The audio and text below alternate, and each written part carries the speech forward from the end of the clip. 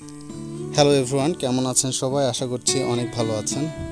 অনেকেই আমার কাছে জানতে চেয়েছেন মিঠুর আপডেট সম্পর্কে। এখন ওর বয়স মোটামুটি 48 দিনের মতো। তো এখন হচ্ছে ফেদারগুলো ধীরে ধীরে উঠতেছে, বডিতে মোটামুটি উঠে গেছে, আর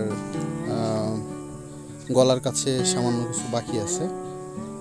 আর হ্যান্ডফিড এখন করতে যাচ্ছে না। হ্যান্ডফিডের পাশাপাশি অল্প কিছু খাবার যেমন বাদাম, তারপরে ছোলা, এ ধরনের খাবারগুলো অল্প করে দেওয়ার ট্রাই করতেছি, বাট ওভাবে খাচ্ছে না। আর হ্যান্ডফিডটা একদমই খাচ্ছে না। এখন যেহেতু অ্যাডাল্ট হচ্ছে, সেজন্য আমি অনেকের থেকে শুনেছি যে এই সময়টাতে ওরা হচ্ছে হ্যান্ডফিড খায় না।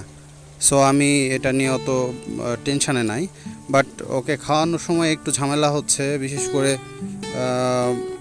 সিরিজ দিয়ে 5 ml করে খাবার দিচ্ছি। এখন বেশি দেওয়া যাবে না, কারণ বেশি দিলেই বমি করে দিচ্ছে। এখন মিঠু হচ্ছে ডেইলি সন্ধ্যার পরে যে অ্যাক্টিভিটিসগুলো করে, কেমনে ওরা ট্রাই করে বা কিভাবে ধীরে ধীরে আমি টেম করার চেষ্টা করছি ওকে, এটা আপনাদের একটু দেখাই। মিঠু, কি করো? বের হও এখান থেকে।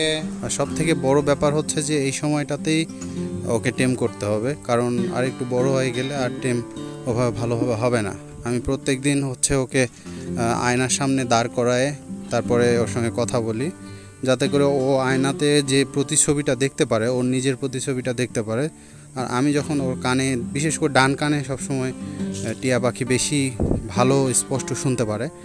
সো আমি হচ্ছে ডান কানে আয়নার সামনে দাঁড় করায় ডান কানে কথা বলি ওর সঙ্গে।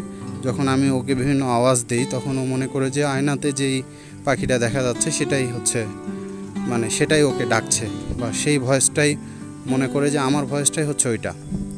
সো সেভাবেই সে ক্যাপচার করে ভোকালগুলো। আর যখন আরেকটু বয়স হবে, বিশেষ করে 2.5 মাস 3 মাস যখন বয়স হয়ে যাবে, সেই সময়টাতে আমি কাঁচামরিচ ট্রাই করব ওকে।